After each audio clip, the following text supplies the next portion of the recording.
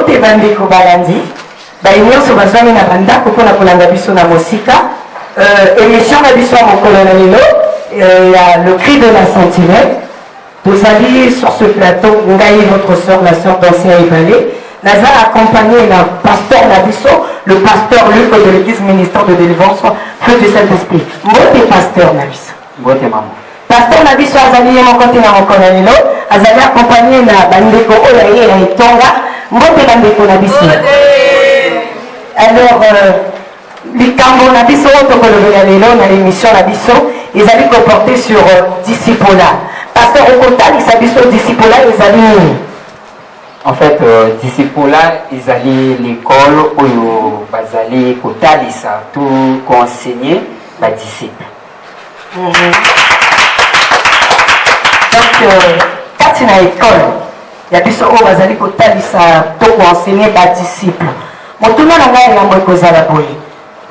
Ba disciple oyo bazali kozwa enseignement. Sikoyo ya bango mosala na sima en retour. Mosala na bango ezali nini après avoir reçu la formation. Mosala na bango ezali pour succéder tata na bango pour continuer na mission ya papa puis pour kende kino soka na œuvre ya papa. Ah d'accord. Lokola tozali kolobela na badisciple tozali na lolenge boni ya badisciple papa. Tozali na ba lolenge misato ya badisciple. Donc trois formes de disciples. Okoki kosite biso bango. Tozali na ba disciple simple, tozali na ba disciple missionnaire, tozali na ba disciple accompli. Ah d'accord.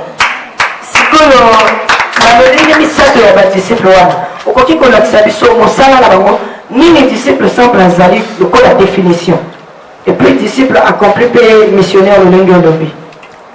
Disciple simple ezali disciple oyo azali makasi te lokola na mabondeli lokola na intercession mais tout azali na mosala na ye pe oyo azali kosala azali pe disciple.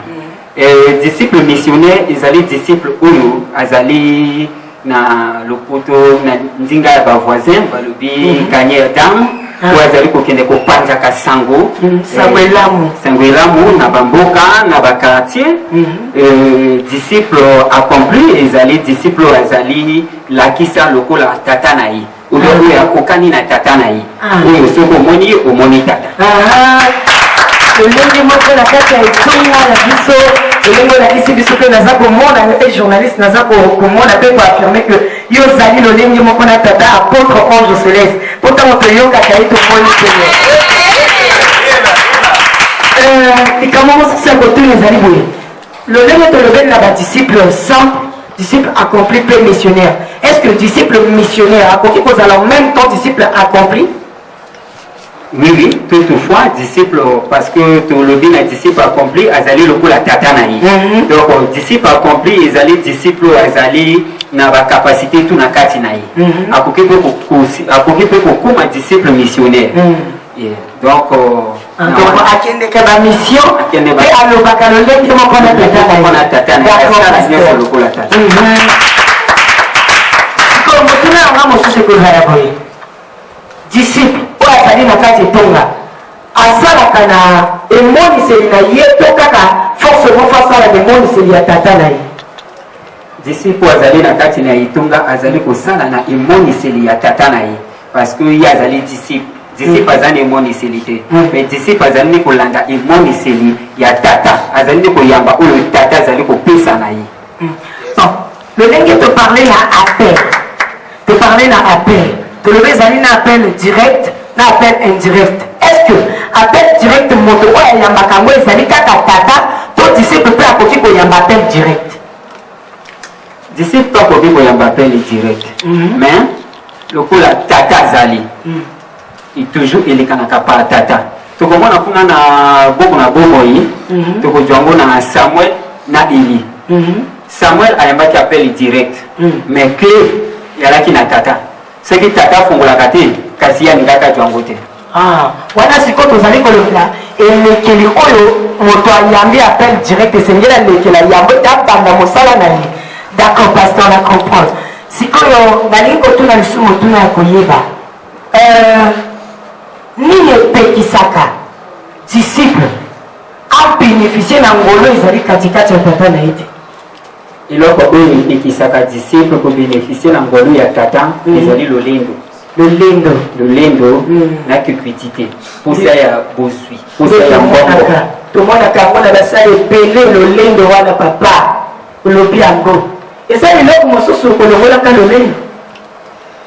eloko kolongolaka lolendo ezali kozala komikitisa na se ya tata, koyoka tata mpe kotambola lolenge ya tata.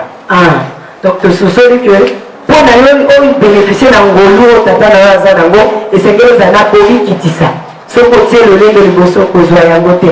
Merci beaucoup pasteur, nasepeli makasi na réponse wana. tozalaka koloba te tozotunaka mituna oyo mpe ezali makambo minene ozali kotalisa. Parce que biso oyo nde tokendaka na betonga tomoni pasteur aza boye ozuma ngolo komona message oyo okomi lolenge moko na tata nde bongo tosala keba bandeko bananzi.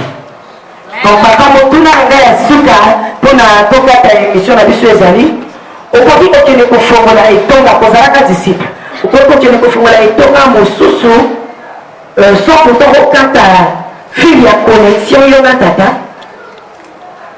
disciple mpona kofongola etonga il faut euti epai na tata parce que tata moto azali kojuge mwana soki mwana komi mature omwana nani akoki te.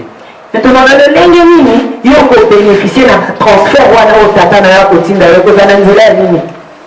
balolenge ezali ebele balolenge ezali ebele ekoki kozala na badéclaration prophétique maloba tout comme ekoki kozala par l'imposition de main tout comme ekoki kozala na batransfert lokola papa akoki kopesa yo soit chemise na ye soit montre soit eloko moko oyo ezali kocréer transfert. sikoyo nakosukisa na koloba boye ntango yo oyabi biloko wana pote yango etiama na misala mpe se manifeste na kati na yo esengeli na yo onandisa yango nini?